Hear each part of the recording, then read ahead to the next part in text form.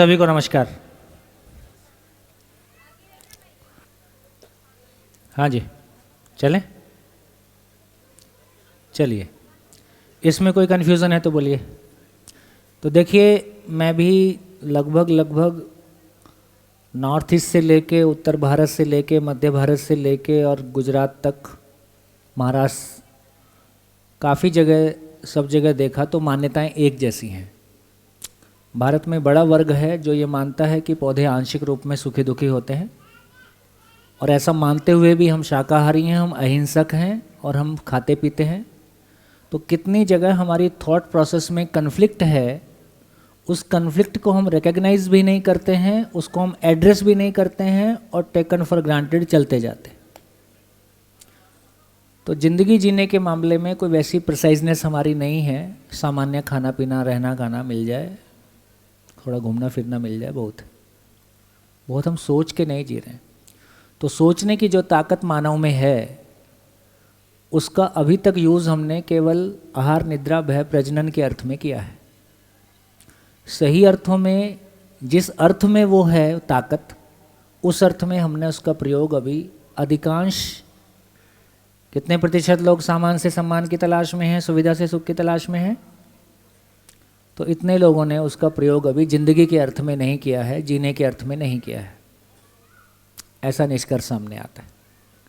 इसलिए हमारी तमाम मान्यताएं में से बहुत सारी मान्यताएं ध्वस्त हो जाती हैं, क्योंकि कहने वाले ने क्या कहा। जैसे मैं तो कहता हूं कि भाई देखो, हमारा ये सौभाग्य रहा कि हमको आदरणीय नागराज जी के साथ 20 साल रहने का मौका मिला। उन्हीं के द्वारा लिखी गई सारी बुक्स हैं। उनको कभी हमने, जैसे वो नई बुक प्रिंट होती है तो ऐसा लगता है कि कुछ एडिटिंग होनी है, मैंने स्वयं एडिटिंग की, उनके साथ मिलकर एडिटिंग किया है। जब बुक छप के आई तो उन्होंने कहा कि मैंने ऐसा नहीं कहा। हाँ, ये फर्स्ट हैंड इतने मिस्टेक हो सकती है। इसका मतलब उन्होंने जो कहा मैं उसको नहीं समझ पाया, मैंने उसको कुछ और मान लिया। जब आमने सामने, फिर ऊपर से हमारा वो टाइपिस्ट, वो भी हमारा दोस्त है, तो आधी गलती तो वही ठीक कर देता है। सर यहाँ मैं ठीक नहीं लग रहा है, से कर देते, इतने में तो पूरा कबाड़ा हो गया। तो इसका मतलब है कि जो भी लिखित पुस्तक आज हमारे पास हैं, ये कितने हाथों से निकल के आई हैं। कहने वाले ने क्या कहा होगा, सुनने वाले ने क्या कहा होगा, उस समय पुस्तक थी भी नहीं, वो बाद के लोगों ने लिखी होंगी। तो इसमें बहुत सारा लोचा होने की संभावना है। ठीक। अच्छी बात क्या है? अच्छी बात यह है कि दो चीज़ें ध्रुव हैं। ध्रुव का मतलब जो बदलती नहीं।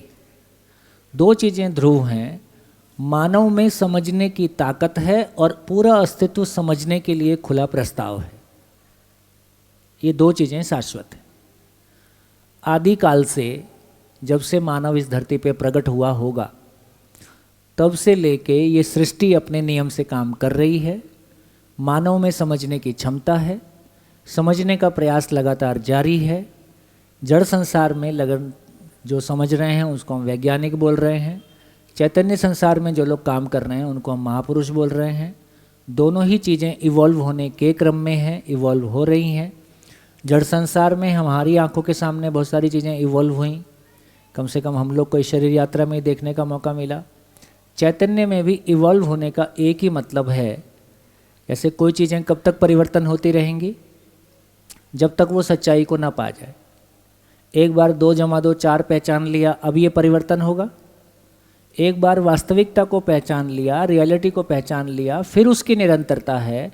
तो जिन चीज़ों को हमने ठीक पहचान लिया है उनकी निरंतरता हो जाती है।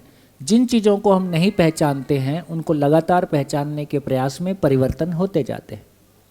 जैसे हमने कपड़ा पहचान लिया तो कपड़े की निरंतरता, मकान पहचान लिया, मकान की निरंतरता, भोजन पहचान लिया, भोजन की निरंतरता, भाषा पहचान लिया, भाषा की निरंतरता, साधन पहचान लिए, साधन की निरंतरता, संबंध नहीं पहचाना, उसमें लगातार परिवर्तन जारी है। तरह तरह के प्रयोग जारी हैं, लिव इन जारी है, और प्री मैरिटल, पोस्ट मैरिटल, ये करके देख लें, वो करके देख लें, पशु के साथ करके देख लें, सारे कॉम्बिनेशन जारी हैं। क्योंकि वहाँ हम किसी उस वास्तविकता तक नहीं पहुँचे हैं जिसकी हमको तलाश। तो जब तक हम अस्तित्व में वास्तविकता को नहीं खोज लेते हैं तब तक हिट एंड ट्रायल जारी रहेगा ही। और इस अनुसंधान से भी यदि हमने अपना लक्ष्य नहीं पाया, क्या लक्ष्य है? सभी मानव समझदार हो जाएं, भाव और विचार की स्थिरता आ जाए। ये लक्ष्य मध्य दर्शन ने तय किया कि ये लक्ष्य पहले से है ही। तो कोई चीज़, कोई दर्शन तय नहीं करता है, जो तय है उसको पहचानने का नाम दर्शन है। कोई भी महापुरुष कोई भी किसी चीज़ को तय नहीं कर सकता है। जो तय है, जो नेचर में है, उसको पहचानने का नाम दर्शन है। दर्शन का मतलब देखना है। देखने का प्रयास मानव के द्वारा होता ही रहा है, आगे भी होता ही रहेगा। अब कितना आराम का काम हो गया। क्या फ़र्क पड़ता है अब हिंदू मुस्लिम से, ईसाई से? सार बात कितनी है? सार बात इतनी है कि मेरा परिवार शिकायत मुक्त, अभाव मुक्त हो जाए, ये संसार भय से मुक्त हो जाए। जिस धर्म से होता उससे कर लो ना यार, क्या दिक्कत है? हम तो कोई भी धर्म, मैं तो कोई भी धर्म बदलने के लिए तैयार हूँ। आप जो बोलो वो बदल दूंगा। बता दो बस, सभी धरती के सभी मानव समझदार हो जाएं, परिवार शिकायत मुक्त, अभाव मुक्त हो जाए, समाज भय से मुक्त हो जाए, प्रकृति में संतुलन हो जाए। जिस धर्म से होता हो, जिस विधि से होता हो, जिस तरीके से होता हो, वो करने के लिए तैयार।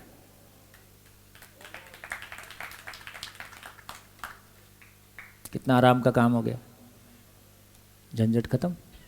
चलिए, तो जितनी बातें हमने की उससे ये हमारी क्लैरिटी बनी। देखिए, अस्तित्व में जीवन एकमात्र इकाई है जो दृश्य भी है, दृष्टा भी है। जैसे ये बॉटल दृश्य है,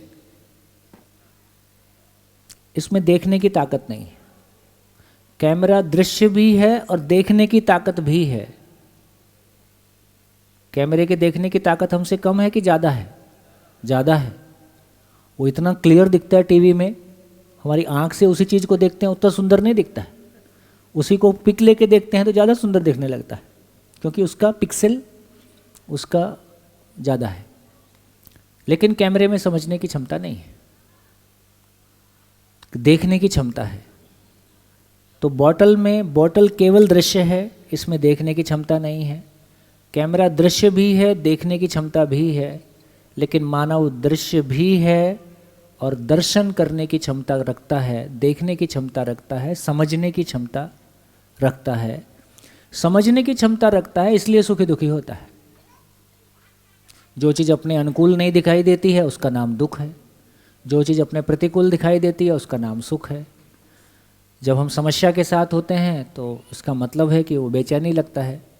तो इसका मतलब है कि जीवन अस्तित्व में एकमात्र वास्तविकता है जिसमें कि समझने की क्षमता है। फलतः सुखी दुखी होने की स्थिति है। एटम में देखने की क्षमता नहीं है, समझने की क्षमता नहीं है, सेल में समझने की क्षमता नहीं है, इसलिए एटम और सेल सुखी दुखी नहीं होते। इसलिए शरीर सुखी दुखी नहीं होता है, इसलिए शरीर में चोट लगती है, शरीर में कोई दर्द नहीं होता है। पेड़ पौधे को कोई दर्द नहीं होता है। दर्द को पहचानने वाला मैं हूँ। शरीर में अव्यवस्था होती है, टांग के टूट के 3 टुकड़े हो जाएं, यदि मेरा ध्यान वहाँ नहीं है तो मुझको उस समय कोई दर्द नहीं होता है। मेरा ध्यान वहाँ जाता है तब मेरे को दर्द होना शुरू होता है। तो मेरी गाड़ी को, अभी बाहर आपकी सबकी गाड़ियाँ खड़ी हैं, सबको आग लगा दें, आपको क्या दिक्कत है? हंस भी नहीं पा रहे।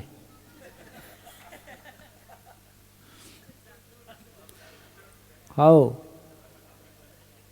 दो लोगों की आपस में दुश्मनी थी, गाड़ियाँ आजू बाजू खड़ी थी। तो बोली वो जो गाड़ी उस कोने में खड़ी है, बोली आग लग गई। दूसरा कहता है मज़ा आ गया। पहुंचा तो पता चला अपनी ही जली थी। तो जब तक दुश्मन की जली तब तक मज़ा आ रहा है, और जब तक मेरी भी जली और मुझको पता नहीं है तब तक मुझको कोई दिक्कत नहीं है। मेरी ही जली है ये कन्फर्म होने के बाद दिक्कत शुरू होती है, और उसके बाद भी दिक्कत कितनी होगी ये सबके लिए अलग अलग है। मैं शिविरों में ऐसी पत्नियों से मिलता हूँ जो बहुत रो के ये बताती हैं कि हमारे पति के लिए हमसे ज़्यादा इम्पोर्टेंट कार है, हमको स्क्रैच लग जाए कोई दिक्कत नहीं है, कार को स्क्रैच नहीं लगे।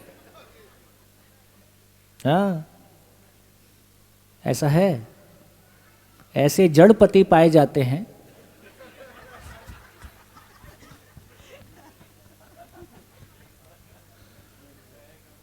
हाँ, जिसके लिए कार जीवंत है, पत्नी उसके लिए सच, तो पत्नी को तो स्क्रैच लगेगा, अपने आप ठीक हो जाएगा ना, क्या है। ऐसा जीते हैं वो, ऐसा मानते हैं जी। भैया जैसे शरीर में कहीं पर ऑपरेशन करने के लिए एनेस्थीसिया दिया जाता है, तो मतलब उस पार्ट का कनेक्शन माइंड से उसका कनेक्शन अपने से टूट गया, दर्द होना बंद हो जाता है। बिल्कुल, अपने कोई दिक्कत नहीं, उसको काट के ले जाओ। लोकल एनेस्थीसिया दे दिया, लोकल एनेस्थीसिया नहीं भी दिया, मैं कहता हूं कि जिस समय किसी के भी मेजर एक्सीडेंट होते हैं उन क्षणों में दर्द नहीं होता है, क्योंकि उन क्षणों में मैं कुछ सोच रहा होता हूं, और मैं तो सोच रहा हूं उधर से टांग टूट गई।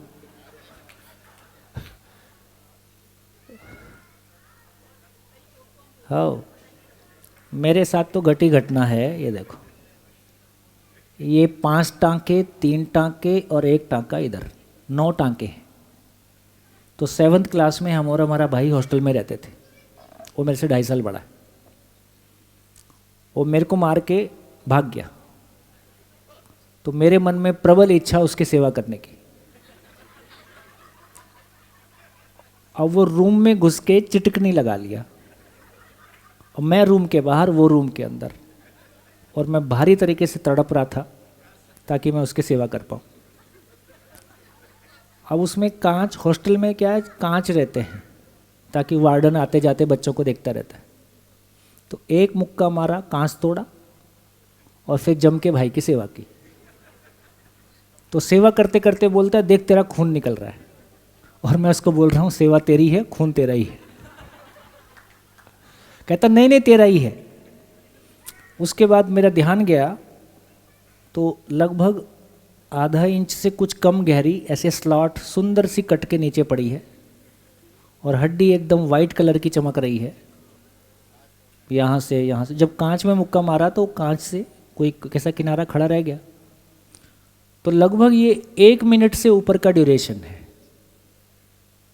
1 मिनट, 1.5 मिनट, 2 मिनट, अब जो भी रहा हो, अपने को कोई दर्द नहीं है, कोई पता नहीं है, और पूरे सेवा भाव से सेवा जारी है। हाँ, ध्यान सेवा की तरफ। तो जब ये देख लिया और स्वीकार हो गया कि मेरा ही है, तब बहुत जोर से दर्द हुआ। ठीक है, घटी घटना है, हम सबके साथ भी ऐसी घटनाएं घटी हैं। इसका ये मतलब हुआ कि दर्द शरीर में नहीं होता है। मैंने उसको कैसा स्वीकारा है? जो नशा करते हैं वो दिन में अपने आप को सांप से 2 बार कटवाते हैं, क्योंकि वो सस्ता नशा है। तो इसका मतलब ये हुआ कि मेरे को दर्द से कोई मतलब नहीं है, मेरे को सुख मिलता है तो वो दर्द भी चलेगा।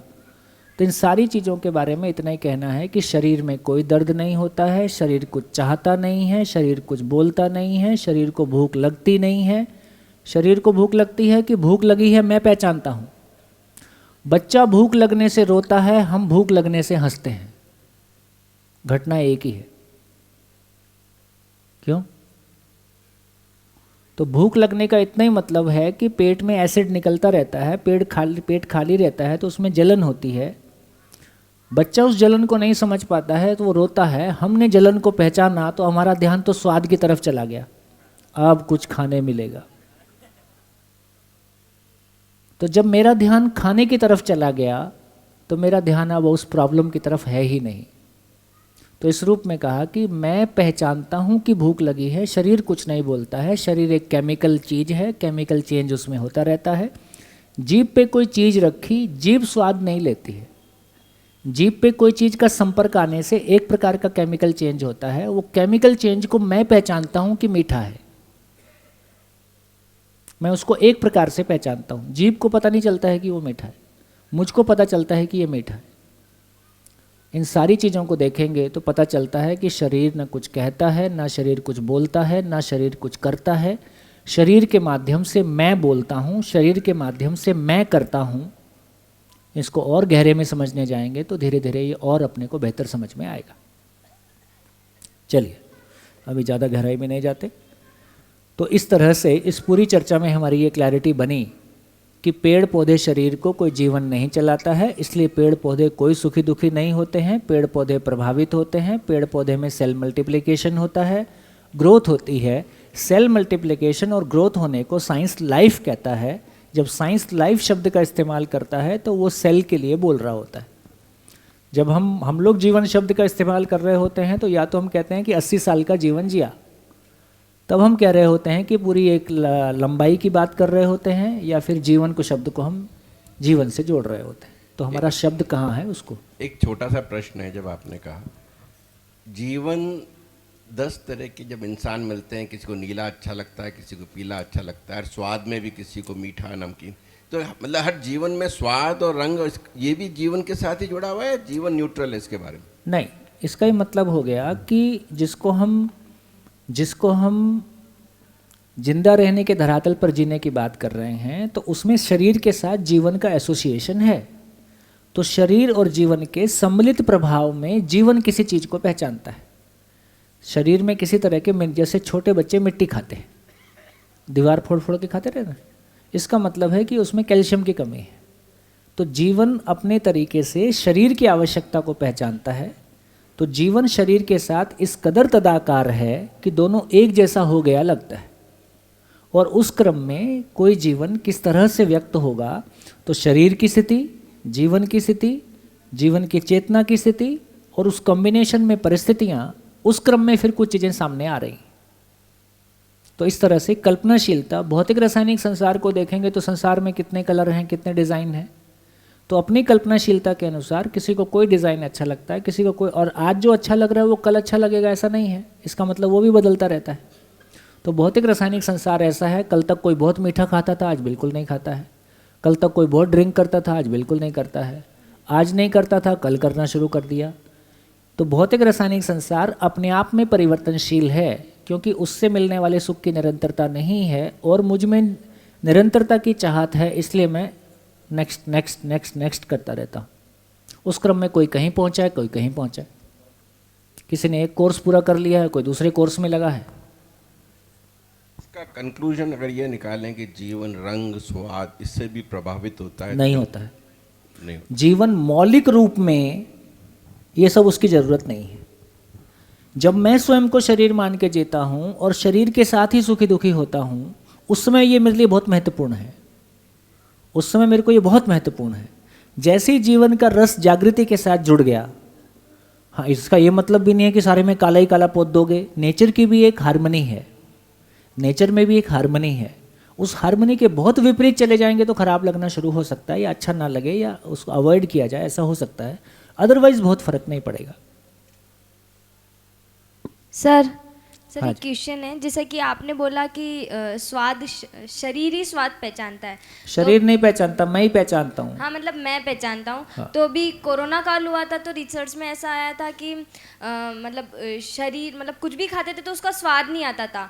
तो इसका मतलब जो केमिकल चेंज पहले हो रहा था, वो केमिकल चेंज में कोई लोचा आया कोरोना की वजह से, और मुझको वो सिग्नल नहीं मिल रहा है जो पहले मिलता था। इसका इतना मतलब हुआ, कोरोना के कारण शरीर में जो केमिकल चेंज हुआ, उस केमिकल चेंज के कारण किसी चीज़ का स्वाद रखने से जो पहले केमिकल चेंज होता था उसमें केमिकल चेंज हुआ है, इसलिए मेरे को वो चीज़ नहीं मिल रही। तो जीवन तो वो स्वाद को पहचानता था ना। जीवन को वो स्वाद, और वो चीज़ उसको अब नहीं मिल रही है क्योंकि केमिकल चेंज हो गया। मतलब केमिकल की वजह से जीवन वो स्वाद नहीं पहचान पा रहा था। हाँ, ऐसा जो पहले केमिकल चेंज आता था, नमक को जीभ पे रखने से जीभ में जो केमिकल चेंज बनता था, अब कोरोना की वजह से जो जीभ और नमक के बीच में एक नया केमिकल चेंज हो गया, तो मेरे को मेरा पुराना वाला चेंज नहीं मिल रहा है जो पहले मुझको मिल रहा था, वो चेंज नहीं मिल रहा है। कोरोना ठीक हो गया, वो दोबारा से वो मिल गया। तो मैं नमकीन स्वाद नहीं भूला, मैं तो कह रहा हूँ नमकीन स्वाद नहीं मिल रहा है इसमें, मैं तो नमकीन को ढूंढ रहा हूँ। मैं नमकीन को ढूंढ रहा हूँ, उसका मतलब नमकीन मुझ में बना हुआ है, शरीर को नहीं मिल रहा वो बस। हाँ, शरीर में वो चेंज आ गया, इसलिए नहीं हो रहा है। बढ़िया, चलिए आगे चलते हैं। तो इसका मतलब ये हुआ तो क्या निकल के आ गया? थोड़ी सी और चर्चा कर लें, थोड़ी सी इंपॉर्टेंट चर्चा। बेटा थोड़ी देर रुक जाता हूँ, थोड़ी सी इंपॉर्टेंट चर्चा और कर लें। देखिए अब यहाँ से एक रास्ता, एक बात की क्लैरिटी हो गई कि मटेरियल को, मिट्टी पत्थर को जीवन नहीं चलाता है, ये क्लियर हो गया। पेड़ पौधे को जीवन नहीं चलाता है, पेड़ पौधे सुखी दुखी होते हैं, इससे भी झंझट से मुक्त हो गए। तो पेड़ पौधे सुखी दुखी नहीं होते हैं तो पेड़ से तोड़ो कि दूसरा तोड़े कि मैं तोड़ूं, इससे आप बच नहीं सकते। तो इसका मतलब है कि ये तो पूरा पेड़ पौधे का संसार, वनस्पति संसार पशु और मानव का आहार है प्राकृतिक रूप में, प्राकृतिक रूप में। एक बात पूरी हो। हिंसक पशु किन्हीं दूसरे पशुओं को मार के खा जाते हैं, ये प्रकृति में संतुलन के अर्थ में है।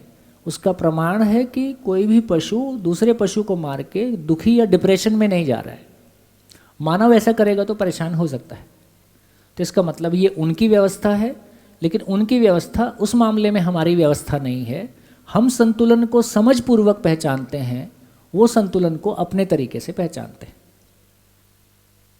अब थोड़ा और आगे चलते हैं। अब देखिए कुछ और चीज़ों की बात करते हैं। जैसे मच्छर का एग्जाम्पल लेते हैं। अब ये समझें कि मच्छर शरीर को जीवन चलाता है कि नहीं चलाता है। का मतलब मच्छर सुखी दुखी होता है कि नहीं होता है। इसका मतलब है कि मच्छर शरीर को वही 4 पैरामीटर पे टेस्ट करेंगे। विकसित मस्तिष्क है क्या? तो पहले पता चला कि विकसित मस्तिष्क नहीं है, मच्छर केवल एक इंद्रिय में माना जाता है। तो विकसित मस्तिष्क नहीं है, मच्छर को कुछ सिखाया जा सकता है? ये हमारे पालतू मच्छर हैं, मेहमान आए तो छोड़ दिए, कितने खुश। ऐसी कोई चीज़ मिल जाए तो मेहमानों से जो तंगी है वो दूर हो जाए। तो मच्छर को हम कुछ नहीं सिखा सकते, किसी भी तरह की कोई ट्रेनिंग मच्छर को नहीं दे सकते। मच्छर भयभीत होता है कि नहीं होता है? हाथ उठाओ, हाथ उठाओ, हाथ उठाओ। तो कई लोग तो कब संकोच में है कि हाथ उठाना खतरे से खाली नहीं होता है। ये समझ में आ गया।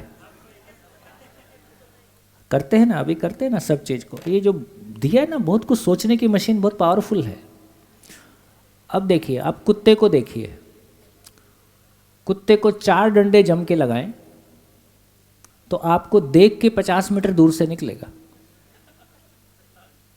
और आप 6 महीने बाद भी जाओगे तो भी याद रखेगा कि इसके पास नहीं जाना है। कुत्ते को 4 रोटी डालो, जहां आप वहां कुत्ता, और अब मना नहीं करो तो बिस्तर में साथ ही रहेगा।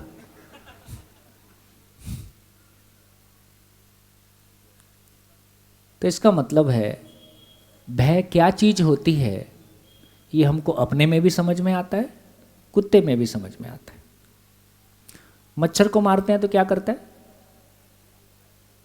भागता है कि वहीं बैठता है फिर से? ऐसा मारते हैं फिर वहीं बैठ जाता है। इसका मतलब ये हुआ कि वो भयभीत होता है कि प्रभावित होता है। कैसे प्रभावित होता है? कभी आपने देखा होगा घर के किसी छोटे से झरोके से एक लाइट आती रहती है, उसमें बहुत सारे कण हवा में तैरते रहते हैं। ऐसा फूंक मार दो, क्या हो जाता है? पूरी हलचल मच जाती है। इसका मतलब है कि हवा के प्रभाव से वो कण मूव कर रहे हैं। इसका अर्थ है कि जैसे हम हाथ उठाते हैं वहाँ की हवा हिल जाती है। आपने कभी मधुमक्खी देखी होगी। मधुमक्खी को बहुत ऑर्गेनाइज्ड इंसेक्ट के रूप में माना जाता है। रानी मक्खी, वर्किंग वाले और अटैक करने वाले और श्रमिक सब अलग अलग होते हैं। मक्खी के लिए लाइट से उसका पूरा सेंसेशन काम कर रहा है। यदि 3 बजे आप बाथरूम के लिए उठे और आपके वहाँ मधुमक्खी का छत्ता लगा हुआ है तो उसका दिन शुरू हो जाता है, वो काम करना शुरू कर देती है। तो इसका मतलब है कि, और मच्छर को भी देखोगे तो सुबह घर से ऐसे निकलता है जैसे ऑफिस के लिए निकला हो, और शाम को ऐसे लौट के आता है कि जैसे अब काम करके आ गया है और खाना टेबल पे लगने वाला है और अब डिनर करेगा।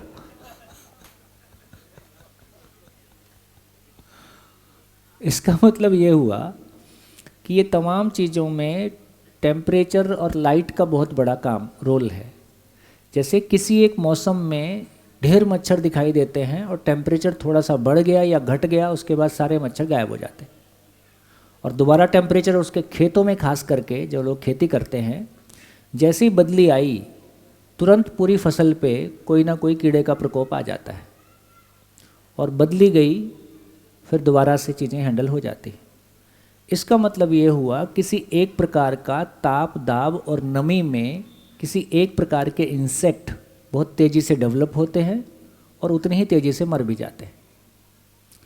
तो इससे पता चला कि ना तो मच्छर को हम कुछ सिखा सकते हैं, ना मच्छर भयभीत होता है, ना मच्छर का शरीर सब धातु से बना हुआ है, ना उसमें विकसित मस्तिष्क है। मधुमक्खी भी ऐसे ही है, लीच, जोंक भी ऐसे ही है, और तालाब में पाई जाने वाली छोटी मछली भी वैसे ही है। उसको कुछ नहीं सिखाया जा सकता है। इससे ये समझ में आया कि दो प्रकार के शरीर हैं। एक प्रकार के शरीर वो हैं जिनमें मस्तिष्क इतना विकसित है कि कोई जीवन उसको चला सकता है, और कुछ इंसेक्ट्स उस लेवल पे हैं जिसमें कि अर्ध विकसित मस्तिष्क ही उसको चलाता है, वहाँ पे कोई जीवन के चलाने की अभी आवश्यकता नहीं है। तो एक इंद्रिय, दो इंद्रिय टाइप के जितने भी छोटे इंसेक्ट्स जैसी चीज़ें हैं, इनमें एक अर्ध विकसित मस्तिष्क है। वो मस्तिष्क से ही उस शरीर का संचालन होता है। वहाँ कोई जीवन उस शरीर को संचालित करता है जिसमें सुखी दुखी होने की कामना है, सुखी दुखी होने की स्थिति है। ऐसा कोई जीवन उस शरीर को नहीं चलाता है। तो यहाँ से हमारे पास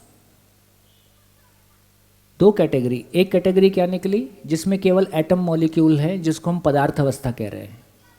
दूसरी कैटेगरी क्या निकली, जो कोशिकाओं से बनी हुई रचनाएं हैं, जिसमें मानव का शरीर, पशु का शरीर, पेड़ पौधों का शरीर, इसमें केवल कोशिका है, इसमें मस्तिष्क नहीं है। फिर एक तीसरे प्रकार की चीज़ बनी कि जिसमें मस्तिष्क है और एक इंद्रिय, दो इंद्रियां हैं। मस्तिष्क ही उस शरीर को चलाता है, जीवन उस शरीर को नहीं चलाता है। फिर कोई कालखंड में इतना विकसित शरीर बना जिसमें कि विकसित मस्तिष्क है और उसको कोई जीवन चलाता है। वो मानव है। अधिकांश मैमल्स समुद्र में हो, आकाश में हो, जमीन में हो, उनकी बहुत अधिक संभावना है कि उनमें विकसित मस्तिष्क है, और उसको प्रैक्टिकली अब देखा जा सकता है। जिनको हम सिखा सकते हैं, भयभीत होते हैं, है ना। शरीर को फिजिकली देखा जा सकता है, सब धातु से शरीर बना हुआ है कि नहीं हुआ है। मस्तिष्क को फिजिकली डायसेक्ट करके देखा जा सकता है कि मस्तिष्क विकसित है कि नहीं है। फिजिकली मस्तिष्क को पहचाना जा सकता है कि वो विकसित है कि नहीं है। तो इस क्रम में ये भी क्लैरिटी बनी कि मच्छर जैसे कीट पतंगे छोटे, ये भी कोई जीवन से संचालित नहीं है, इनमें भी सुख दुख वाला भाग नहीं है। अब ये हमारे लिए नई इन्फॉर्मेशन है, इसलिए मानने की आवश्यकता नहीं है। प्रोसेस करें, है ना, उसको समझने की। सच्चाई कोई तो है और जो भी है वो निश्चित है। वो ना मेरे कहने से बदलेगी, ना किसी महापुरुष के कहने से बदलेगी, ना आपके कहने से बदलेगी। सच्चाई अपनी जगह शाश्वत है। तो सच्चाइयों को समझने की कोशिश करेंगे, उनको किन्हीं तार्किक आधारों पे, व्यावहारिक आधारों पे जांचने की कोशिश करेंगे और उनको समझेंगे। तो इस रूप में देखें तो हमारी कंडीशनिंग है कि यदि कोई चीज़ से खून जैसी चीज़ निकलती है तो उसको दुख होता है। जैसे केंचुए की प्रजातियां ऐसी हैं जिनको सुखा के पाउडर करके रख लो और उसमें वापस पानी मिला दो, फिर बहुत सारे केंचुए बन जाते हैं। बिल्कुल वैसे ही है जैसे प्याज घर में रखी रहती है और कोई मौसम आने के बाद में अपने आप उसमें कोपले निकल आती है, उसके अनुकूल वातावरण मिल जाए। साल भर रखा रहता है, कोई दिक्कत नहीं है, लेकिन जैसे ही वातावरण नमी का उसके अनुकूल वातावरण मिला, उसमें अंकुर फूटना शुरू हो जाता है। बिल्कुल उसी तरह से, इसलिए मछली के बीज ही बोलते हैं। मछली का बीज ही आता है, छोटी मछली है। तो मछली में भी एक मछली वो है जिसको जीवन नहीं चलाता है, जो शुद्ध रूप से कोशिकाएं हैं, animal cell, plant cell, structurally एक ही चीज़ है। तो इसका मतलब है, और फिर मछली वो भी है जिसको हमको सिखा सकते हैं, जो भयभीत होती है ना। डॉल्फिन को हम कुछ सिखा सकते हैं, व्हेल मछली, तो बड़ी मछलियों की एक स्थिति है जिनको हम कुछ सिखा सकते हैं, और छोटी मछलियों की जो बिल्कुल तालाब के किनारे एकदम छोटी मछली मिलती है, छोटे सांप भी मिलते हैं, बहुत छोटे सांप हैं जिसमें कोई जीवन उसको नहीं चला रहा है, उसको कुछ सिखाया नहीं जा सकता। और कोई सांप ऐसा भी हो सकता है, मुर्गी जैसे है, मुर्गी को कुछ सिखा सकते हैं कि नहीं सिखा सकते? यदि मुर्गियों को हम लड़ना सिखा सकते हैं, जो कि मेरे ख्याल से सिखाते हैं, इसका मतलब फिर मुर्गी शरीर को कोई जीवन चलाता है। तो जिन भी जीवों में मानने की प्रक्रिया पाई जाती है उन शरीरों को जीवन चलाता है। जो भी पशु जीव भयभीत होते हैं, जिनमें विकसित मस्तिष्क है, उनको जीवन चलाता है, बाकी को जीवन नहीं चला रहा है। तो इन सारी बातों से ये निकल के आया कि उनमें सुख दुख नहीं होता है। इसका ये मतलब नहीं बोल रहे हैं कि उनको मार के खा पी के बराबर कर दें। तो वहाँ फिर दूसरा सिद्धांत निकल के आता है कि मानव का शरीर प्राकृतिक रूप में बाय नेचर, मानव की आंतों का डिज़ाइन, दांत का डिज़ाइन, इन सारी चीज़ों को देखते हैं। जैसे जो अपने मांसाहारी पशु हैं वो जीभ से पानी पीते हैं, शाकाहारी पशु सारे होठ से पानी पीते हैं। मांस को पचाने में ज़्यादा समय लगता है, इसलिए छोटी आंत और बड़ी आंत का साइज़ मांसाहारी पशुओं में, शाकाहारी पशुओं में अलग अलग पाया जाता है। मानव में आंतों का साइज़ शाकाहारी पशुओं के जैसा पाया जाता है। मांसाहारी पशुओं में ये जो 2 कनाइन टीथ हैं ये पाए जाते हैं, शाकाहारी में नहीं पाए जाते हैं, मानव में नहीं पाए जाते हैं। तो यहाँ से कंसिडरेशन निकल के आता है कि मानव का शरीर बाय नेचर मूलतः शाकाहारी डिज़ाइन है, ऐसा निकल के आता है। और इसका भी कोई ज़्यादा परेशान होने की ज़रूरत नहीं है। आप यदि बाय द वे आप मांस लेते हैं तो आप लेते रहें, यहाँ ये नहीं कहा जा रहा है कि आप मत लें, लेकिन अपने को मूलतः मैं सुखी होना चाहता हूँ, समझपूर्वक मैं सुखी होता हूँ, और मानव में आचरण से, ज्ञान से उसका आचरण नियंत्रित होता है कि आचरण से उसका ज्ञान नियंत्रित होता है? ज्ञान से आचरण नियंत्रित होगा। तो कोई समय में ऐसा भी मिल सकता है एक मांस खाने वाला व्यक्ति ज़्यादा शिष्टाचार के साथ हो और एक नहीं खाने वाला व्यक्ति ज़्यादा खराब बिहेवियर के साथ हो। तो इसलिए यहाँ से ऐसी कोई प्रीचिंग नहीं है कि आप क्या खाओगे, नहीं खाओगे, कितने बजे उठोगे। सार बात इतनी है कि मानव लक्ष्य की समझ आ जाए, फिर मैं उसके अनुसार अपनी जीवन शैली को स्वयं सेट करूँगा, और वो फिर किसी के लिए संकट का कारण नहीं बनेगी, किसी के लिए परेशानी का कारण नहीं बनेगी। जी, अब बोलिए। शब्द धातु का मतलब है, आयुर्वेद में ये बहुत स्थापित भाषा है, मुझको याद कम रहता है। हड्डी, मांस, मज्जा, रक्त, वीर्य और रस, रक्त है ना, रस, रक्त, मेद, अस्थि, मज्जा, शुक्र, ऐसे करके। धन्यवाद, फिर से बोल दीजिए। रस, रक्त, मांस, मेद, अस्थि, मज्जा और शुक्र। शुक्र मतलब वीर्य। ठीक है, ये 7 चीज़ें, ये 7 चीज़ें जो शरीर इन 7 चीज़ों से मिलके बना है, उसी में विकसित मस्तिष्क भी पाया जाता है। ये दोनों क्रॉस चेक हो गया। हाँ जी, बोलिए, माइक। अंडा शाकाहारी है कि नहीं है, तो मूल में देखा जाए तो मुर्गी शाकाहारी, मुर्गी मूल में क्या चीज़ है? यदि मुर्गी शरीर को जीवन चलाता है, अब ये चेक करना पड़ेगा, शोध करना पड़ेगा। साइंस में जो कैटेगराइजेशन है, वो कैटेगराइजेशन बेसिकली शरीर को, जैसे डार्विन का विकासवाद, वो मानव का विकासवाद है कि शरीर का विकासवाद है? अब समझ में आया कि डार्विन शरीर के बारे में कुछ कह रहा है। डार्विन ये नहीं कह पाता है कि उंगलियां 6 आएंगी कि नहीं आएंगी। डार्विन ये भी नहीं कह पाता है कि शरीर जैसा ही बना है ऐसा ही क्यों बना है। ठीक हो गया? लेकिन वो बेसिकली स्ट्रक्चरल, वो वर्टिब्रा, रीढ़ की हड्डी के आधार पे फिर वो पूरा उसको बोले हैं, वो अपनी जगह ठीक है। तो इसका मतलब ये हुआ कि अब मुर्गी शरीर को यदि जीवन चलाता है, तो अंडे में क्या आने वाला है? कोई जीवन आने वाला है, कोई जीवन का वो भ्रूण है। और कोई अपनी गाड़ी चलाने वाला है, बीच में से आप गाड़ी खींच के ले गए, तो ये क्या हो सकता है आप समझ लीजिए। तो ये सब बातें, फिर आपने उसके कुछ कुछ करके उसका कुछ और कर दिया है, तो इसका मतलब ये नहीं है, वो हस्तक्षेप ही कहलाएगा। तो ऐसी बात समझने के लायक हम कर सकते हैं। हाँ जी। हेलो। हाँ जी। सर, जैसा भी आपने बताया कि मधुमक्खी में जो है कुछ अर्ध मस्तिष्क होता है, अर्धविकसित मस्तिष्क। विकसित मस्तिष्क होता है। मैंने मेरे बीएससी थर्ड ईयर में एक टॉपिक था एनिमल बिहेवियर का, उसमें मैंने ये पढ़ा कि बी जो है वो 3 टाइप्स के मूवमेंट शो करती है, जिसके कारण से वो अपनी कॉलोनी के अंदर पूरा मैसेज सिग्नल करती है। अगर वो 8 बनाती है रिवर्स कंडीशन के अंदर एंटी क्लॉकवाइज, तो वो उनको मतलब मैसेज कर रही है कि वहाँ पर जो है कहीं 1 किलोमीटर के दायरे के अंदर वहाँ पर कहीं ना कहीं पर पॉलिनेशन हो रखा है जहाँ पर वो जा सकती है। अगर वो क्लॉकवाइज डायरेक्शन में राउंड मूवमेंट देती है तो इसका मतलब ये है कि वहाँ नॉर्थ साइड के अंदर उसको कहीं ना कहीं ट्रैवल करना है। तीसरा मूवमेंट ये है कि वो एंटी क्लॉकवाइज के अंदर जो है राउंड मूवमेंट नहीं बना रही है, ना 8 टाइप का मूवमेंट बना रही है, कुछ और ही मूवमेंट बना रही है। तो मतलब वहाँ पर कहीं ना कहीं पे कुछ अनसर्टेनिटी है जहाँ पर उसको नहीं जाना चाहिए। ठीक है। दूसरी चीज़ ये कि आपने बताया कि जो छोटी मछलियाँ हैं जिनके अंदर हम देखते हैं कि वो समझती नहीं है, हम उनको ट्रेन नहीं कर सकते हैं। हाँ, तो मैंने एक मॉली फिश होती है और एक बीटा फिश होती है, जिन दोनों पर मैंने कुछ टाइम तक काम किया था।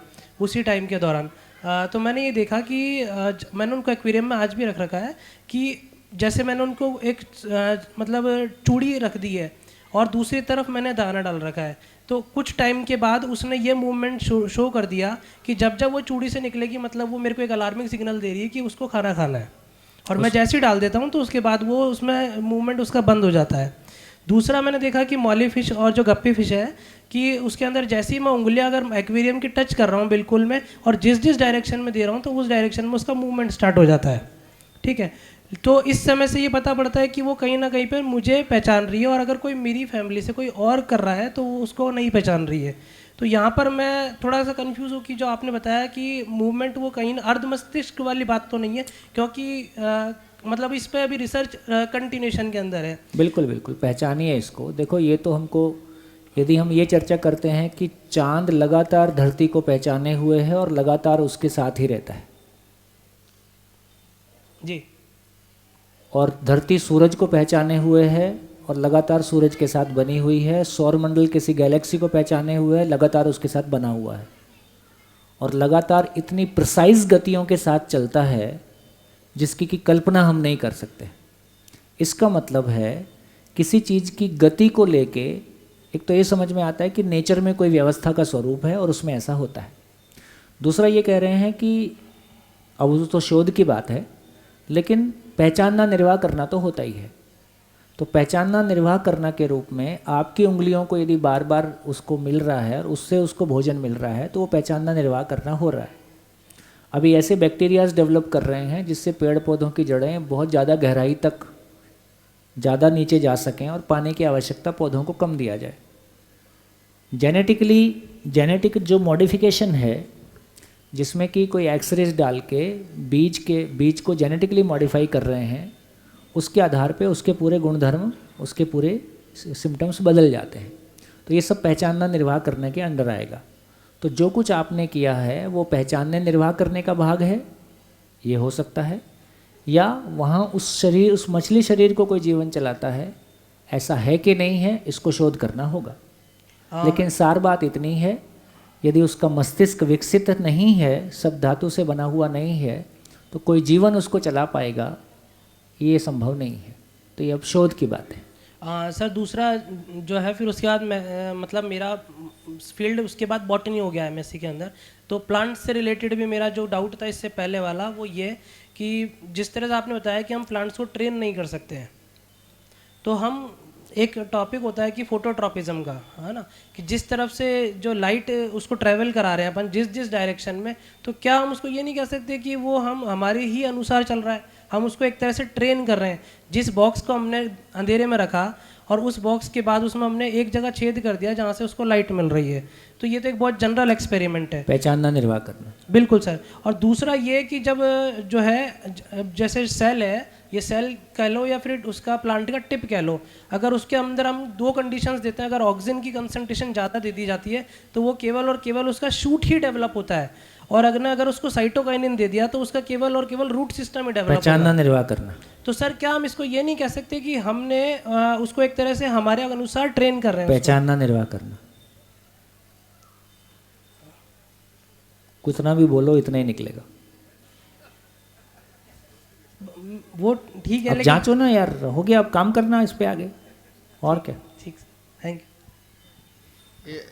है ना। ये तो मांसाहारी जितना इससे क्या होगा, जितना जीवन की महिमा समझ में आएगी, जितना जीवन को मैं क्लोजली ऑब्जर्व कर पाऊंगा, जितना जीवन को मैं फील कर पाऊंगा, उतना ही ये सारे तर्क अपने आप गिर जाएंगे। वहाँ पता चलेगा ये हो ही नहीं सकता, संभव ही नहीं है। जीवन को जब, हो सकता है कल दोपहर के बाद जीवन खुलेगा तो मन, वृत्ति, चित्त, बुद्धि और मेरा मन और मेरा दिल और तमाम, और कहाँ गुस्सा आ रहा है और कहाँ सब उल्टा पुल्टा हो रहा है, कल वो पूरा सर्किट बोर्ड खोलेंगे। तो जितना उसके गहरे में जाके हम अनुभूति कर पाएंगे, उतने में समझ में आता है कि फिर जो कुछ ये चर्चा कर रहे हैं बहुत साफ, बिल्कुल जितना साफ मैं आपको देख रहा हूँ इतना साफ दिखाई देती। हाँ जी, हो गया। ये मांसाहारी जानवर, आप कहाँ हैं? अच्छा, ये मांसाहारी जानवर है जितने जंगल में शेर वगैरह, ये सब शाकाहारी जानवरों का शिकार करते हैं। क्या ये अस्तित्व की व्यवस्था है या वास्तव में सही है? ऐसा है क्या? हाँ ऐसा ही है। अच्छा, बढ़िया। हाँ ऐसा कभी मैंने शेर- बहुत फोकस है, पर ठीक है। शेर कभी शेर का शिकार नहीं करता, शेर का ना नहीं करेगा, चीता पर का शेर नहीं कुत्ते करता, कुत्ते का करता है कि नहीं? कुत्ते का, चीता- भेड़िया का, नहीं भेड़िया का वगैरह नहीं करता, ये सांबर वगैरह, हिरण वगैरह इनका नहीं करता है। चलो ठीक है, कुल मिला के प्रकृति की व्यवस्था, वो तो कोई खास बात नहीं। हाँ जी बोलिए। अब आज क्या है कि उधर वाले मौका ही नहीं दे रहे थे सुबह से, व्यवस्थित नहीं है जो है पूरा कागज। देखिए ये थोड़ा बैक रिवर्स जाते हैं तो आपने जो है अपने भाई को निपटाने के लिए जो है सर वो उस पे बड़ा, एक तो बहुत सहानुभूति है कि चलो उस समय आपका बिहेवियर सो इतना वायलेंट हुआ कि आप कि खुद ही जो है, मैं समझता हूँ 5-7 मिनट अगर उस खून को ऐसी, क्योंकि ऐसी सिचुएशन मैंने देखा है कि अगर उसने नहीं रोका होता तो आप खुद ही निमट जाते, जो इतना तगड़ा, क्योंकि हाथ बंद होगा या तो कैसे भी ब्लड का इतना तगड़ा वो होता है। लेकिन मेरे को 2-3 चीज़ें बहुत टकराई है।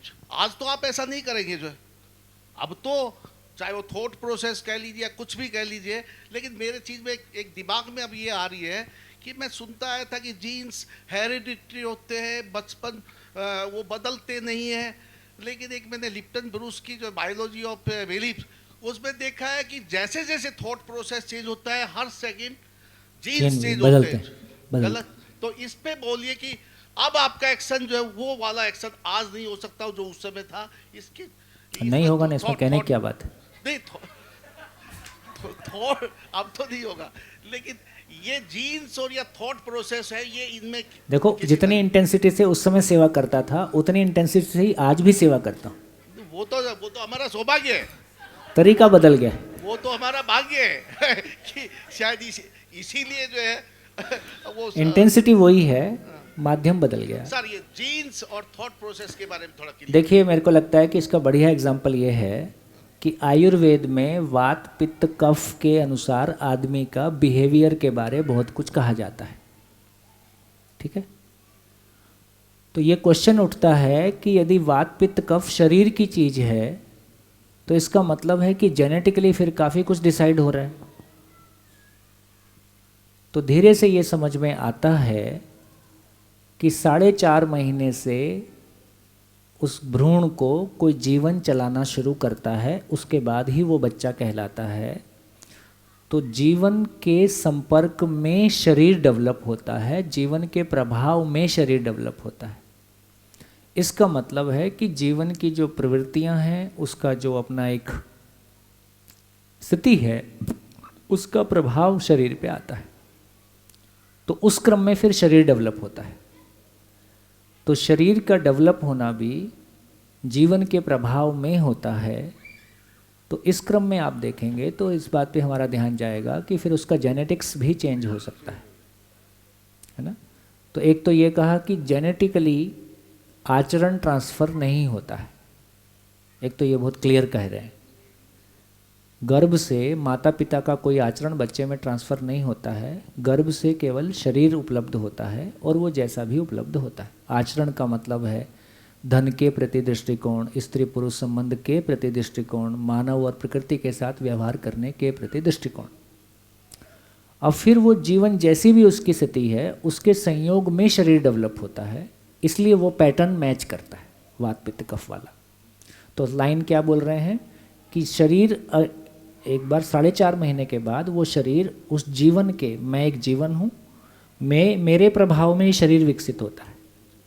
इसलिए जीवन और शरीर का वो तालमेल और वो सामंजस्य और दोनों का जो एक मैचिंग है इस रूप में पाया जाता है। चलिए, करता ही है। आप क्या सोच रहे हैं? जीवन अपने शरीर डॉक्टर ठीक नहीं करता है। जीवन सबसे बड़ा कारण यही है, सबसे बड़ा आधार यही है, इसलिए ये बोल रहे हैं। एक वो बुक है you can heal your life, वो लेडी है कोई इसके लिखी हुई है, सुन लीजिए एक बार। शरीर की 95% बीमारियां साइकोसोमेटिक है, ये हमने सुना है। और ये उसका इलाज भी यही है कि जितने आप सकारात्मक हो जाते हो उतना जीवन का प्रभाव शरीर के ग्लैंड सिक्रीशन पे जाता है, उतना ही सिक्रीशन का प्रभाव शरीर पे आता है। तो बेसिकली शरीर का बीमार होना और शरीर का स्वस्थ होने में मनस्थिति का सबसे बड़ा रोल है। ऐसे ही है। हाँ, इसके कंटिन्यूशन में कल परसों आपने बताया था कि जब तक शरीर समाप्त नहीं होता है तब तक जीव उसमें से निकल नहीं सकता। और जीव क्यों निकलना चाहेगा? जीव रोक लेगा शरीर को खराब होने से? नहीं, वही बात है बिल्कुल।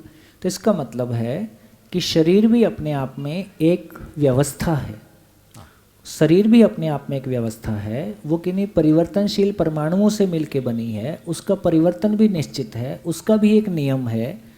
तो जीवन इतना ही कर सकता है कि जीवन का प्रभाव शरीर पे पड़ता है और शरीर की स्थिति का प्रभाव जीवन पे भी पड़ता है। लेकिन फाइनली शरीर मरण धर्मा है, तो एक दिन उसको मरना है, यही उसका नियम है। इस नियम को ये जीवन नहीं बदल सकता, नियम नहीं बदलेगा। परस्परता में प्रभाव पड़ता है, परस्पर है। शरीर का मन पे और मन का शरीर का जीवन पे और जीवन का शरीर पे प्रभाव पड़ता है। परंतु जो जागृत मानव के ऊपर शरीर का कोई प्रभाव नहीं पड़ता है जी। फिर ये आगे की बात है। जागृत मानव कर्म करने के लिए भी स्वतंत्र है, फल भोगने के लिए भी स्वतंत्र है। भ्रमित मानव कर्म करने के लिए स्वतंत्र है, फल भोगने के लिए परतंत्र है। जागृत मानव उस स्थिति में आ गया जहाँ का कर्म का फल पहले से उसके पास, उसको पता ही रहता है, इसलिए वो प्रभावित नहीं होता है। तो जागृत मानव की स्थिति अलग हो गई। और हम भ्रमित मानव के साथ या जो जागृति की राह में है उसमें भी जो घोर स्वयं को शरीर मानते हैं उनके ऊपर शरीर का प्रभाव अलग प्रकार से है। जो एक लेवल तक अवेयर हो गए उन पे प्रभाव अलग प्रकार से। परस्परता लिमिटेड हुई। परस्परता तो रहेगी और है, परस्परता तो है ही है जी। लेकिन परस्परता में भी कौन डोमिनेट करेगा? घोर भ्रमित मानव में शरीर डोमिनेट कर जाता है, क्योंकि मैं ही स्वयं को शरीर माने हुए हूँ। और जितना हम अवेयर हो जाते हैं, है ना, मेरे को बुरे समय में ना आदमी ज्योतिषी के पास जाता है, तो कभी मैं भी गया था।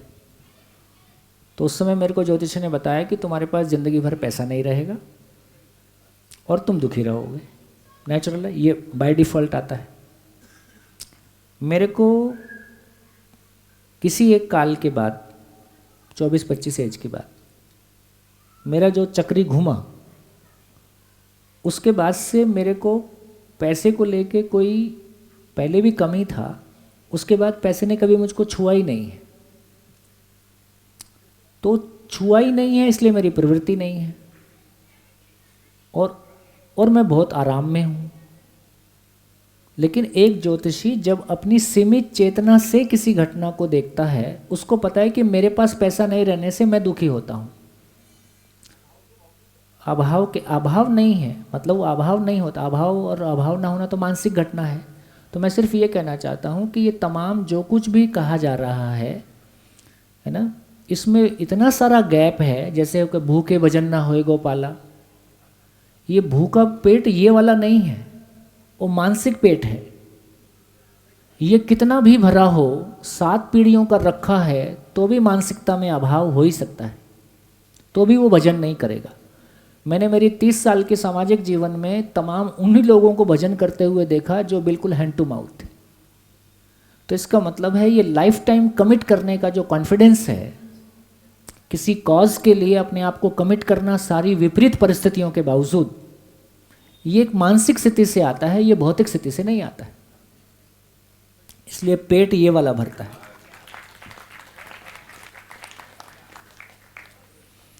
बढ़िया जी, वो सेल्फ हीलिंग और वो चर्चा चल रही थी, आयुर्वेद में एक सूत्र भी है, हाँ, प्रज्ञा अपराधो ही सर्व रोगाणाम मूल लक्षणम, कि प्रज्ञा अपराध जो है वही सभी रोगों के मूल में मुख्य कारण प्रज्ञा अपराध का मतलब है नियम का पालन नहीं करना, जी, है ना। तो मेरे को लगता है कि शायद इस देश में बहुत बढ़िया बातें की गई। आयुर्वेद अपने आप में बहुत गहरा शास्त्र है। जो भी दुर्घटनाएं घटी पास्ट में, उनके चलते बहुत सारे हमारे अच्छे ग्रंथ और ज्ञान के स्रोत में जो कुछ भी अच्छी बातें थी वो सब हमसे छूट गई। तो शायद दोबारा एक बार चीज़ों को रिविजिट करने की ज़रूरत है। हाँ जी भैया, ये जो सेल्फ हीलिंग वाला चल रहा है, इसमें मैं खुद एक एग्जांपल हूँ। 1995 में मुझे आर्थराइटिस हुआ, और बहुत सिवियर किस्म का आर्थराइटिस, जिसमें मैं बिल्कुल बेड पर कन्फाइंड थी 1 महीने तक, और मेरे ये जॉइंट्स में सारे जुड़ जाते थे, स्वेलिंग होकर के डबल हो जाते थे, बहुत पेनफुल होता था। उस टाइम पर ऑफ कोर्स सुधीर जी इन्होंने बहुत सेवा करी, मेहनत करी मेरे साथ में। काफ़ी ख्याल रखती हैं आप सुधीर जी का। नहीं सर, इन्होंने वास्तव में किया था सर। मैं 1 महीने तक बेड पर हूँ तो खाना तो इन्होंने ही बना के खिलाया उस तरह। बहुत बड़ी, हाँ। बहुत बड़ी। तो मेरी मतलब उस टाइम मुझे पता लगा कि मेरी जॉ भी एक जॉइंट है। मेरा मुंह खुला होता था, खुला रह जाता था, बंद करती थी तो मैं खोल नहीं सकती थी, इतना सिवियरिटी थी। और मैं एक बार को उससे इतना डिमोरलाइज हुई कि मैंने 1 महीने में 11 किलो वज़न लूज़ किया। मेरा हीमोग्लोबिन 12 ग्राम परसेंट से 7 ग्राम परसेंट आ गया। लेकिन मुझे डॉक्टर्स को दिखाया तो एक भगवान मानती हूँ मैं उन डॉक्टर को। डॉक्टर CA शर्मा थे जयपुर में, HOD SMS हॉस्पिटल के ऑर्थोपेडिक्स के। उन्होंने कहा बेटा तुम्हें आर्थराइटिस है, लेकिन एलोपैथी मत लेना, तुम्हारे लिवर और किडनी और ख़राब हो जाएंगे। मैंने उसको गांठ बांधा और ऑल्टरनेटिव मेडिसिन जैसे ली, आयुर्वेदिक लिया ज़्यादा, लेकिन वो उन्होंने सब कुछ बंद कर दिया। मुझे मूंग की दाल, घिया और रूखा फुल्का ये खाने के लिए बोला। उससे मेरी डाइट बिल्कुल चले गई, बाकी सब चीज़ें बंद कर दी। और जो दवाइयाँ ली उससे अल्टीमेटली मैंने एक दिन खून की उल्टी करी और मैंने वो ट्रीटमेंट बंद कर दिया। उस देन ऑन मैंने अपने अंदर एक मेंटल स्ट्रेंथ डेवलप करी उससे फाइट करने की। और आज जब मैं जो मैं नॉर्मली सर्दियों में तो मैं घर से बाहर निकलना, शहर से बाहर निकलना मैं बिल्कुल अवॉइड करती थी, क्योंकि मैं इतना पेनफुल स्थिति में होती थी। और अभी मैं बिल्कुल टच वुड ऑलमोस्ट कंप्लीट सही हालत में हूँ मैं, जबकि मैं बहुत सिवियर आर्थराइटिस से ग्रस्त थी। है ही बहुत बड़ा असर। तो अभी तक हमने धन और पद का जलवा देखा है, संकल्प का जलवा नहीं देखा। भैया प्रश्न है। कहाँ हो? मैं ही हूँ।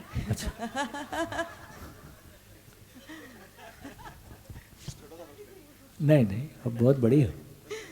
भैया जो जीवन है, जिस अर्थ में हम कह रहे हैं, क्या वही आत्मा है? और DNA, RNA, जेनेटिक्स ये सब शरीर के लिए है, जीवन के लिए नहीं है? नहीं। और क्या जीवन आत्मा है, जो हम समझते हैं अभी तक कि आत्मा है, क्या वही आत्मा शब्द जीवन है? आत्मा कल 3 बजे आएगी। मैं इस बात को, आप जो कह रहे हैं, शायद यही कारण है कि हमारे आधे अधूरे ज्ञान के साथ भी हम कभी ये नहीं कहते कि इस व्यक्ति के ऊपर पेड़ की आत्मा आ गई या इस व्यक्ति के ऊपर मच्छर की आत्मा आ गई। अर्थात कि मच्छर और पेड़, वो मच्छर और जो भी है, ये अर्धविकसित मस्तिष्क हैं, और या फिर ये जीवन नहीं है, इनको जीवन नहीं चलाता है। जी स्पष्ट, ठीक। इसलिए वो जो देखो, मैं कुछ चीज़ों को अभी थोड़ा सा कम खोल रहा हूँ ताकि कोई आपको कन्फ्यूज़न ना हो, है ना। धीरे से जाएंगे तो कुछ और भी खुलेगा, है ना। तो मिलेंगे, नारगोल में मिलेंगे।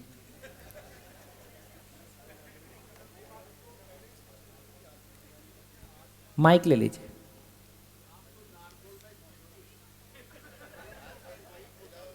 नहीं, बढ़िया बात करते हैं आप, बढ़िया समझते हैं। भैया ये आपने पहले ही स्पष्ट कर दिया था कि जीवन में आत्मा, बुद्धि, चित्त, वृत्ति और मन सब शामिल है। जी बिल्कुल ऐसे। तो फिर आत्मा प्लस हुआ ना, फिर तो जीवन। 3 बजे कल।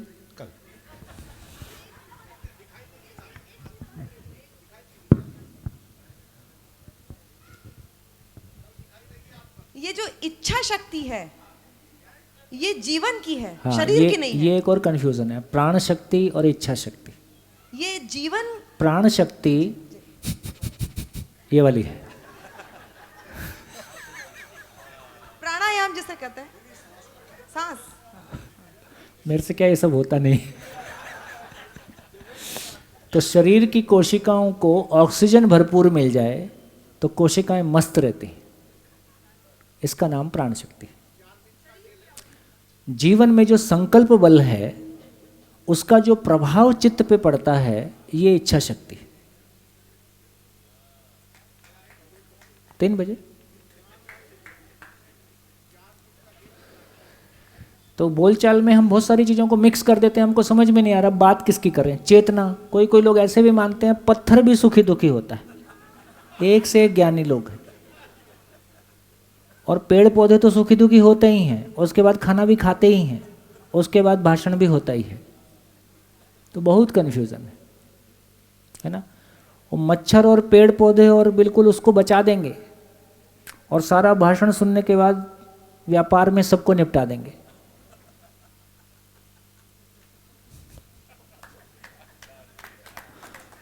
बहुत खतरनाक है आदमी। और मैं खाता हूँ तो मैं मैं थोड़ी हत्या करता हूँ, वो तो कोई दुकान लगाया मैं वहाँ से ले आया हूँ, मैं थोड़ी हत्या किया हूँ, ऐसा मानते हैं। मैंने तो मारा नहीं है और मैंने तो फल तोड़ा नहीं है, कोई दूसरा लेके आया था। तो इतना मतलब जहाँ जो मुझको करना है उसके लिए मैंने कोई लॉजिक डेवलप कर लिए हैं, क्योंकि जिंदा तो रहना है, लेकिन उसमें आधार नहीं है, बेस खिसका हुआ है। चलिए। हाँ भैया, जब वो बात हुई थी सांप से कटवाने वाली, तो इच्छा शक्ति के द्वारा ही शरीर में जहर आया था, ये कह सकता है। तो जब शरीर बीमार होता है तो क्या मैं भी इच्छा शक्ति से अपने शरीर को हील करने की क्षमता रखता हूँ ना? बहुत बड़ा काम तो वही, लास्ट में डॉक्टर क्या कहता है, अब तो दुआ ही काम आएगी। इसलिए जितने भी डॉक्टर हैं ये जो RX लिखते हैं, हाँ। इसका नाम भगवान है। तो मेरी दवाई लग जाए इसके लिए मदद करना, ऐसा बोल के लिखते हैं। हाँ, तो भैया शरीर में मतलब कुछ चीज़ की कमी होती है तो शरीर कैसे न कैसे मतलब पूरा कर लेता है, भले मतलब हम दे ना। हाँ, इतना भी नहीं है कि बिल्कुल ही आप कुछ ना दो और शरीर सब कुछ कर ले, ऐसा नहीं मतलब उसका नियम काम करेगा। एक्स्ट्रा ऑर्डिनरी लेवल पे कुछ तो हो सकता है, जैसे ठीक है, उतना एक्स्ट्रा ऑर्डिनरी हम जा नहीं रहे हैं, उसकी ज़रूरत भी नहीं है। जो काम खाना खाने से हो जाए, काहे के लिए उसके इतना मेहनत करना है, और जगह मेहनत कर लो। जब बीमार हो भैया तब की बात है वो, तो अभी ऐसा। हाँ वो ठीक है, कर लेना जो माना है। हाँ जी।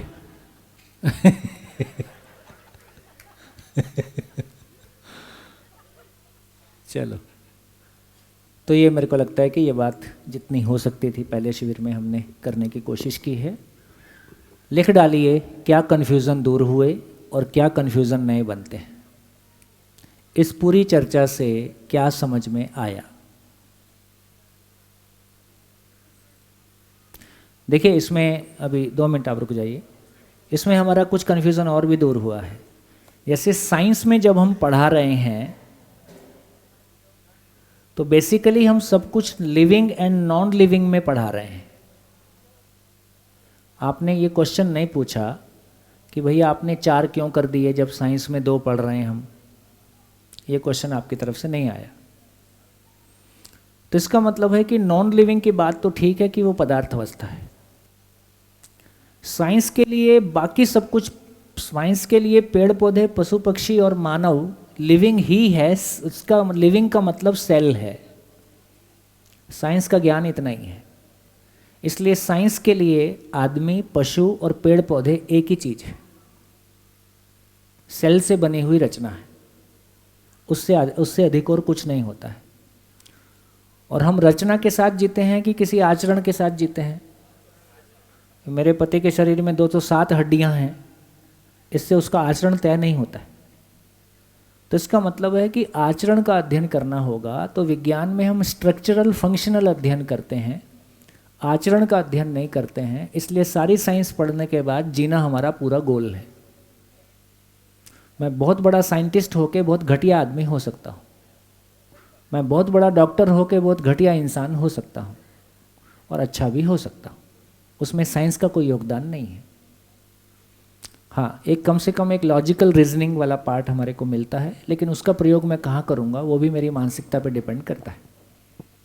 तो ये क्लैरिटी बनी कि लिविंग नॉन लिविंग से काम नहीं चलेगा। लिविंग में तीनों अलग अलग हैं। एक लिविंग वो है जिसमें केवल कोशिकाएं हैं, दूसरा लिविंग वो है जिसमें जीवन शरीर को चलाता है, और जीव अवस्था में एक पार्ट वो है कि जिसमें कोई इंसेक्ट्स हैं जिसको जीवन नहीं चलाता है, वो भी जीवावस्था में आता है, क्योंकि ब्रेन शरीर को चलाता है। तो जीवावस्था का मतलब है जब ब्रेन शरीर को चलाता है वो सारे शरीर जीवावस्था में आते हैं, लेकिन उनमें से कुछ शरीर ऐसे हैं जिसको केवल अर्धविकसित मस्तिष्क चलाता है, जिसमें पूर्ण विकसित मस्तिष्क है उसको जीवन चलाता है, विकसित मस्तिष्क है। मानव में पूर्ण विकसित है जो मानव की कल्पनाशीलता को और कर्म स्वतंत्रता को शरीर पे ट्रांसलेट कर सकता है। ये अथॉरिटी, ये असुविधा केवल मानव शरीर के पास है। इसलिए तीनों तीन अलग अलग चीज़ें हैं जिसको हम एक ही बोल के अध्ययन करते हैं, इसलिए हमारे जीने की जगह में हम कहीं नहीं पहुंचते हैं। तो ऑक्सफोर्ड से पढ़ो कि स्टैनफोर्ड से पढ़ो, कैम्ब्रिज से पढ़ो, कोई फ़र्क नहीं पड़ता। हम आदमी के साथ जीने के लायक नहीं हुए, अपने भाव और विचार के पे नियंत्रण के लायक नहीं होते। मैमल्स नहीं, मैमल विकसित में आएगा। मैमल वो शरीर, मैमल ही वो शरीर हैं, स्तनधारी जितने भी पशु पक्षी से लेकर जो भी कुछ सारे लोग हैं, वो वही सारी चीज़ें हैं जिनको कोई जीवन चला सकता है, जिसमें शरीर से शरीर पैदा हो रहा है डायरेक्टली। मानव को पूर्ण विकसित कहा गया क्योंकि मानव का मस्तिष्क इतना विकसित है कि उससे कल्पनाशीलता और कर्म स्वतंत्रता को ट्रांसलेट किया जा सकता है। तो मानव का मस्तिष्क भी इतना विकसित है और उसका शरीर भी इतना विकसित है जिससे कि हम मनाकार को साकार करने का काम कर सकते हैं और अपनी जागृति को प्रमाणित कर सकते हैं। अद्भुत मशीन है ये। ऐसा है हम लोग के साथ जैसे सुपर कंप्यूटर से लेटर टाइप कर रहे हो।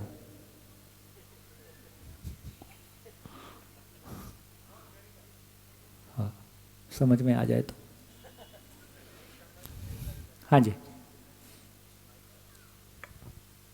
आपने पहले समझाया था प्लांट के बारे में जब बता रहे थे आप, थोड़ा माइक ऊपर कर। प्लांट के बारे में जब बता रहे थे तो थोड़ा कन्फ्यूजन क्रिएट हुआ था। लास्ट में जब आपने बताया था तब ये चीज़ समझ में आ गई।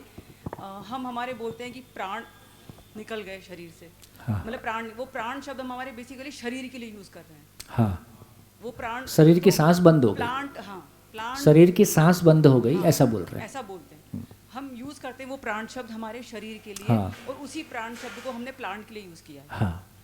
तो मैंने भी ये जो 3 डिवीज़न आपने बताए मैंने नोटबुक में लिख लिए पहले ही, जब आपने बताया कि लिविंग के में 3 पार्ट हो गए। फर्स्ट पार्ट प्लांट, जिसमें केवल कोशिका है जो, और वो लिविंग है क्योंकि वो ग्रोथ करती हैं, रिप्रोडक्शन करती हैं, वो सारे फिजियोलॉजिकल जो हैं।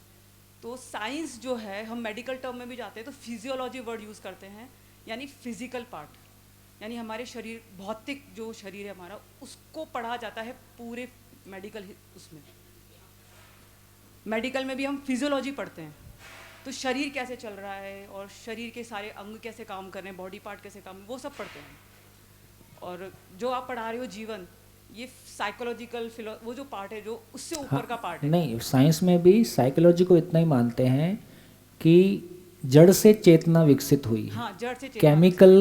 केमिकल लोचे की वजह से भाव और विचार बनता है। जितने भी रिएक्शन है फिजियोकेमिकल रिएक्शन, जो फिजियोकेमिकल, क्योंकि बहुत सारी रिएक्शन जो है रिवर्सिबल हो रही हैं और हमको पता भी नहीं चलता। जैसे सन में चल रही हैं रिएक्शन, रेगुलर चल रही हैं, रिवर्सिबल है, तो हमारी बॉडी में सारी रिएक्शन चल रही हैं और इसीलिए वो शरीर चल रहा है।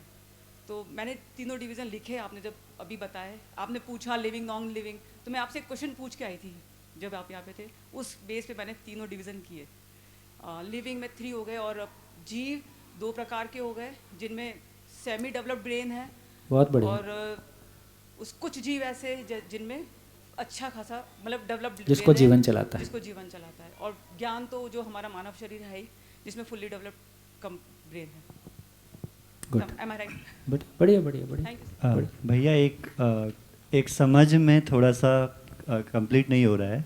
तो जब हम कहते हैं कि मानव का मस्तिष्क पूर्ण विकसित है, तो क्या यह एक संयोग मात्र है कि जो कई हम देखते हैं कि इसका ब्रेन डेवलप नहीं हो पाया, बच्चे पैदा होते हैं और कुछ बच्चे ऐसे रह जाते हैं कि वो चीज़ों को पकड़ नहीं पाते हैं, समझ नहीं पाते हैं, तो उस कैटेगरी को हम कैसे देख पाते हैं? यहाँ पे वो एक समझ नहीं बन पा रही है थोड़ा। नहीं, देखिए अब इसमें दो एग्जांपल ले सकते हैं। एक वो लोग हैं जैसे जो कॉमा में चला गया, तो क्लियरली समझ में आ गया कि मैं बोलना तो चाहता हूँ, मेरा गला ठीक नहीं है, तो मैं तो ठीक हूँ, मेरा गला ठीक नहीं है तो मैं तो ठीक हूँ, ब्रेन ठीक नहीं है तो मैं रिस्पॉन्ड नहीं कर पाता हूँ, उसका नाम कॉमा है जी। फिर एक दूसरी स्थिति है पागलपन।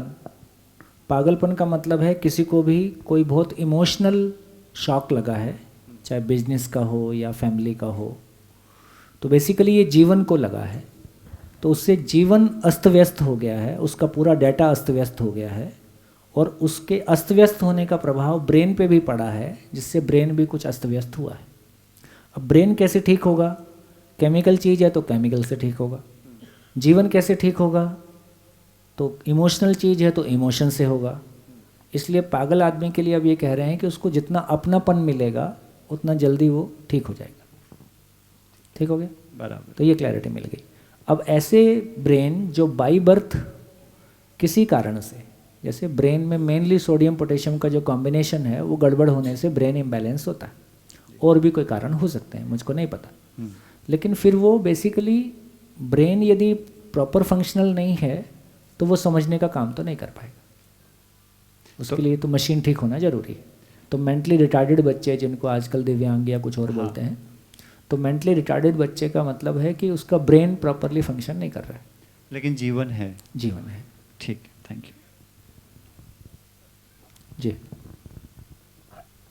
माइक ले लीजिए। निर्जीव और जड़, चेतन और सजीव, तो ये क्या आपस में समानार्थी है? मतलब एक अर्थ है या दर्शन? निर्जीव और जड़ जब बोल रहे हैं तो बेसिकली जड़ को, यदि निर्जीव शब्द बोलेंगे, अब पता नहीं ना, कभी कभी शब्द को भी हम कहीं कहीं भी प्लेस कर देते हैं, तो निर्जीव बोलने से मतलब अब पता नहीं क्या चीज़ को निर्जीव बोल रहे हो। अब ये समझना पड़ेगा क्या चीज़ को बोल रहे हो। वो चीज़ सामने है, उस पर उंगली रखोगे तो पता चल जाएगा। भैया नहीं, पहले आपका बताइए। हो गया? सजीव का मतलब, अब आप मैं जैसे सजीव, ये कह रही हूँ कि निर्जीव एक जैसे जो कोई भी सामान है, ये चेयर है, तो इसे हम निर्जीव में लेते हैं या जड़ में लेते हैं? जड़ और निर्जीव इस सेंस में एक ही बात है।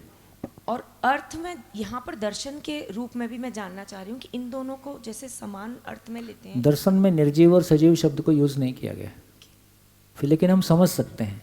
यदि किसी वस्तु की क्लैरिटी है तो हम उसके बारे में समझ सकते हैं कि इसमें फंक्शन क्या हो रहा है, फिर नाम क्या देना है वो आगे की बात है। लिविंग जब कह रहे हैं तो बेसिकली प्रजनन क्रिया हो रही है तो उसको लिविंग बोल रहे हैं। तो सेल मल्टीप्लिकेशन हो रहा है, उसमें भी हो रहा है। पशु भी मल्टीप्लाई कर रहा है, उसमें भी हो रहा है। मानव भी मल्टीप्लाई कर रहा है, उसमें भी हो रहा है। तो तीनों में हो रहा है, तीनों लिविंग में आ गए। लेकिन मानव शरीर को कोई जीवन चलाता है जो स्वयं को प्रमाणित करता है, पशु शरीर को कोई जीवन चलाता है जो केवल शरीर के साथ तदाकार होता है, और पेड़ पौधों को जीवन नहीं चलाता है, वो केवल कोशिकाएं हैं। इस हिसाब से तीनों लिविंग बहुत अलग अलग है। इसलिए लिविंग से हमारा वो सेंस भी आ जाता है कि ये भी सुखी दुखी होता है, ऐसा वो कंडीशनिंग आ रही है। जी।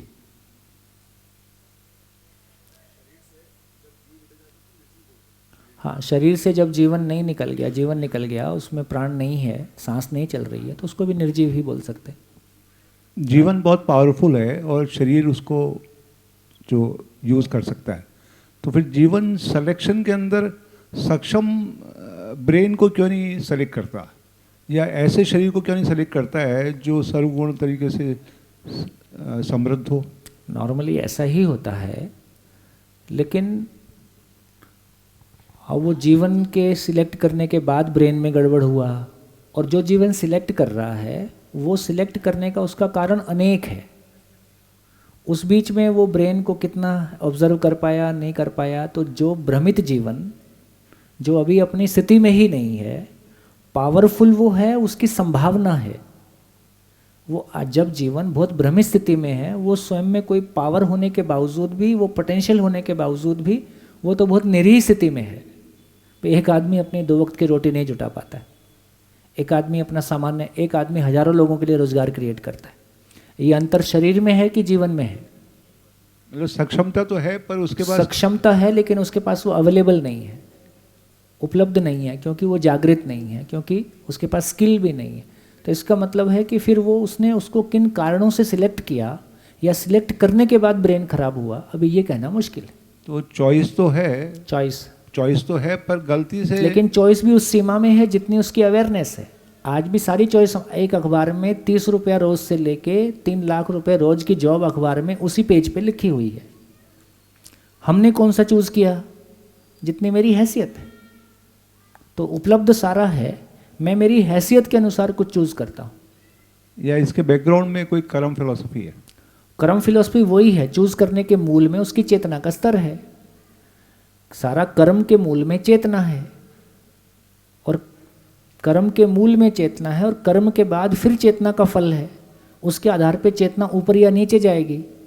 तो जितना चेतना नीचे चली गई हमारे कर्मों के कारण, उसके हिसाब से फिर मेरा जो चयन होगा वो बहुत हेल्दी चयन होगा, इसकी संभावना कम हो गई।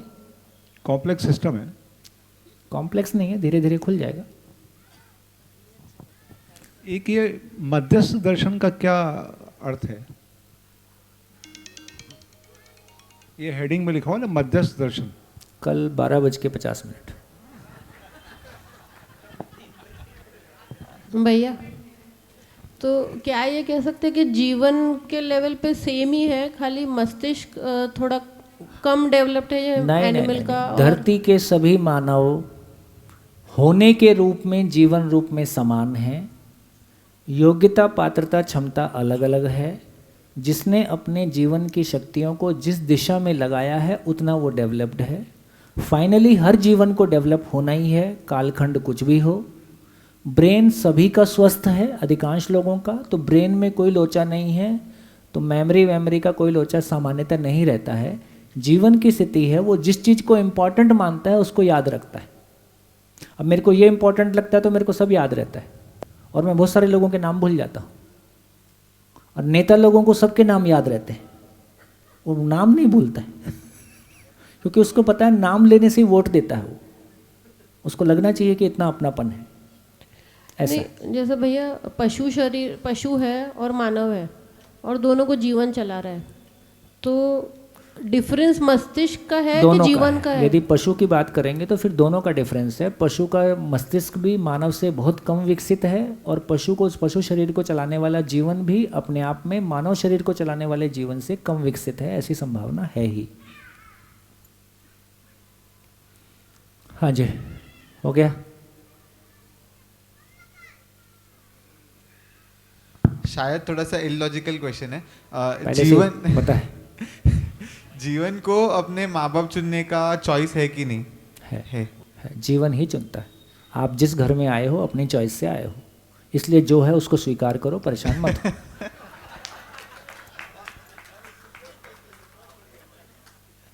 आपका स्वीकारा हुआ है। वैसे ही है, लोग अपनी जॉब ज्वाइन कर लेते हैं, फिर चाहते हैं मेरे अनुसार चले। आप जॉब ज्वाइन किया है तो उसकी सारी परेशानियां आपकी हैं। तो जिस परिवार में हम आते हैं उसको हम चूज करते हैं, ऐसा ही है। हाँ जी, हो गया सर। तो कोई गरीबी क्यों चूज करेगा कोई भी जीवन? ये गरीबी अमीरी मात्र कंपैरेटिव है। जहाँ पे सुविधाएं नहीं है, साधन नहीं है। वैसे अभी जब झोपड़े की बात करेंगे, जब किसी रईस को भी किसी से प्यार हो जाता है ना, तो उसका मकान देखने नहीं जाता है।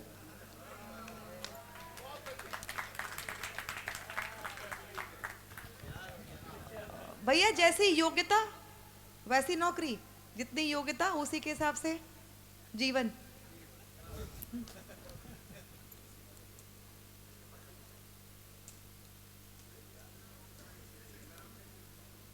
वही कर्मफल है, वही कर्मफल है। हाँ जी, बढ़िया, नमस्कार, धन्यवाद। फिर मिलेंगे कल सुबह 8:30।